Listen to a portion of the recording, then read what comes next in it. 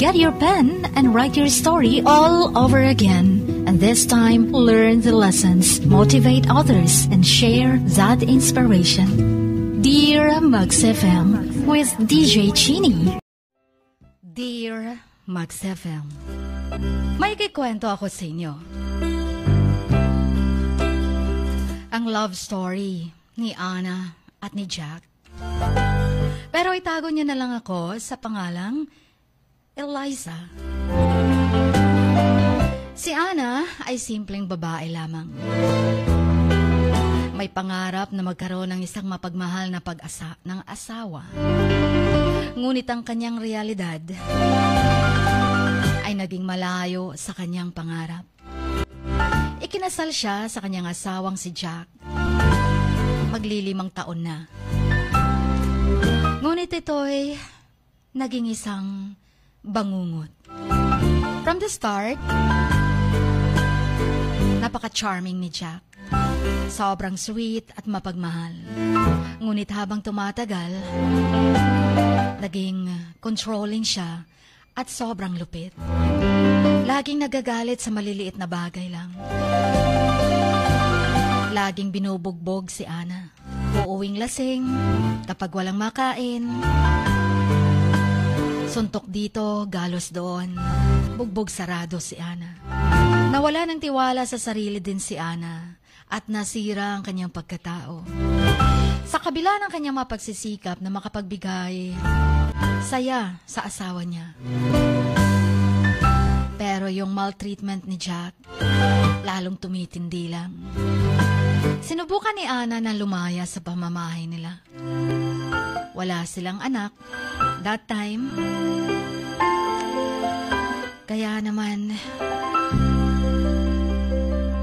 minabuti niyang lumayas at iwan na si Jack ng tuluyan. But 1 week before ang paglalayas ni Anna, na-confirm niya na buntis siya.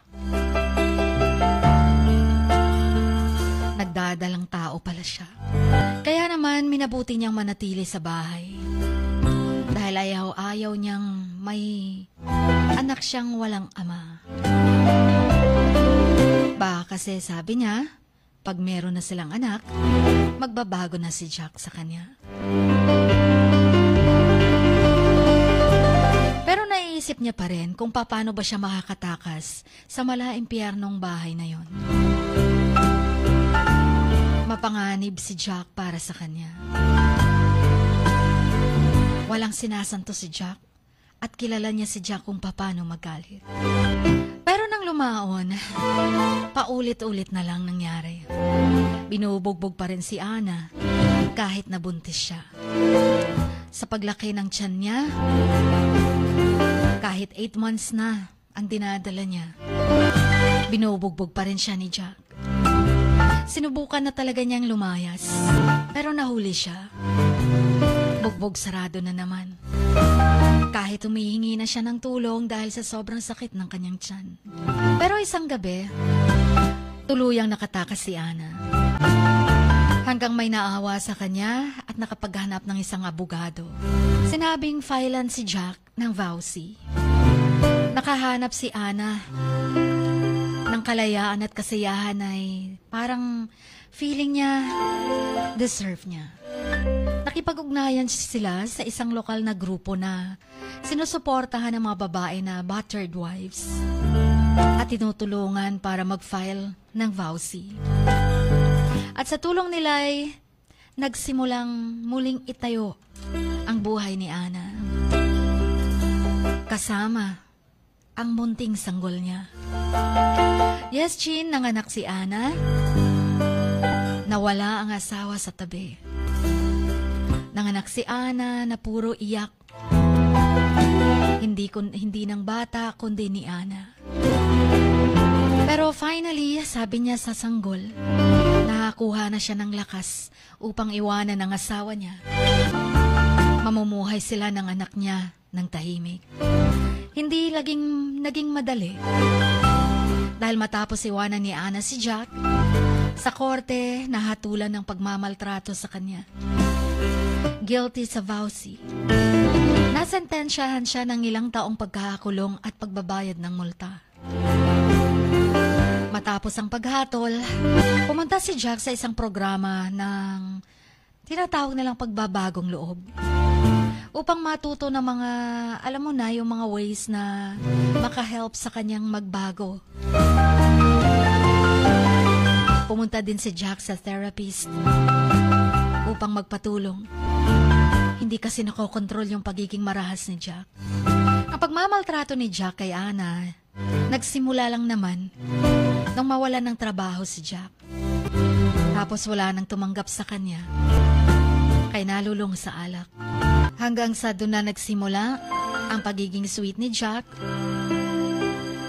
napalitan ng pagiging pamintas.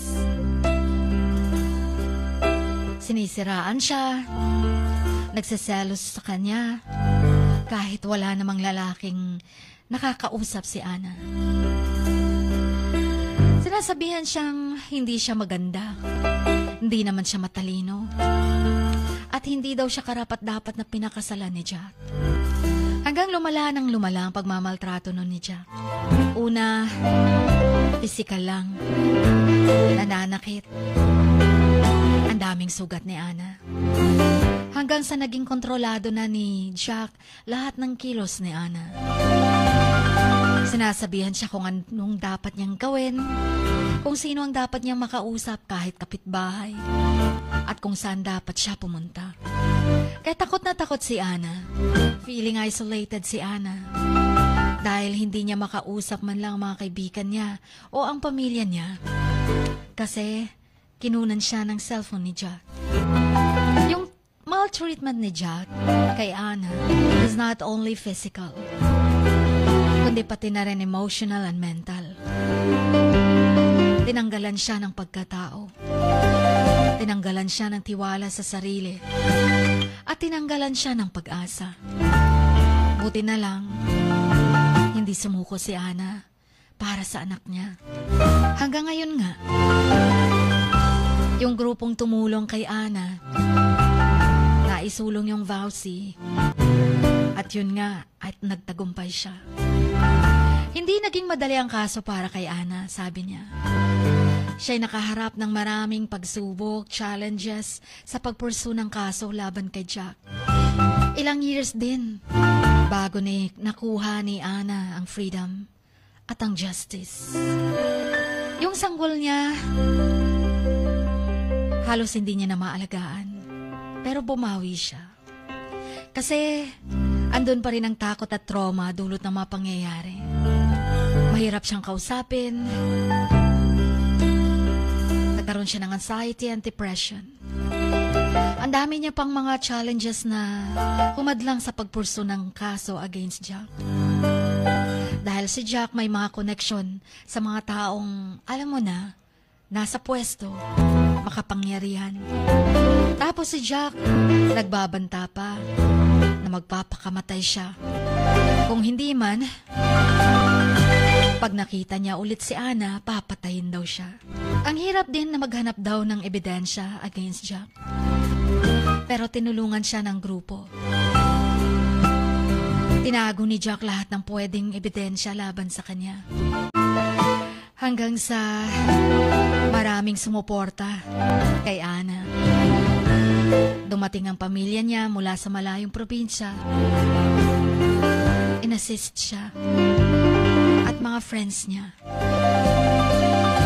Kaya matapos ang ilang taon, napagpursu ng case laban kay Jack. Napagtagumpayan din niya. It wasn't really easy, but Ana eventually found the freedom and happiness she deserved. With their help, she began to rebuild her life and gain the strength to leave Jack. Her story is a testament to the resilience of the human spirit and a reminder that help is always available for those who need it. Lumipas pa ang ilang mga taon. Lumaki ang sanggol. And by the way, ang pangalan ng sanggol na yun ay Eliza. And she's 23 years old now. And yes, Jean, ako ang anak ni Ana.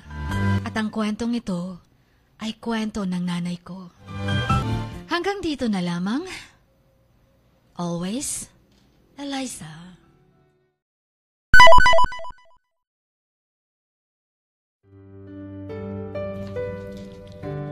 Sa bawat pagluha mo, may nakatagong kwento.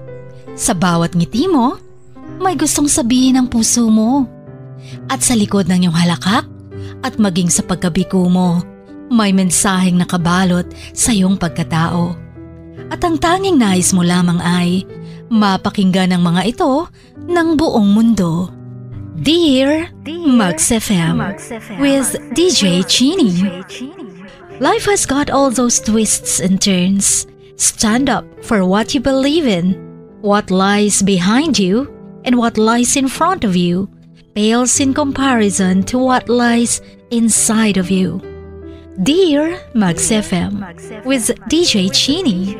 Sabi nga nila, ang pagsusulat kapag masyado mong diniinan hanggang sa susunod na pahina ay nagmamarka. Katulad ng pagmamahal, kapag masyado mong ibinigay ang lahat, yung sakit na gawa ng nakaraan, dala pa rin hanggang kasalukuyan. Dear Max FM, you own your story and you are the author of your own book of life. Don't let others write your script, but let others hear your story and make them inspired. Kaya sumulat na, maging bahagi ng aming programa. Dear Max FM with DJ Chini tuwing Lunes hanggang Biyernes, 1:00 hanggang 3:00 ng hapon sa Max News FM, Sock Sargent. Love, life, and lessons from the past. Only at Dear Max FM with DJ Chini.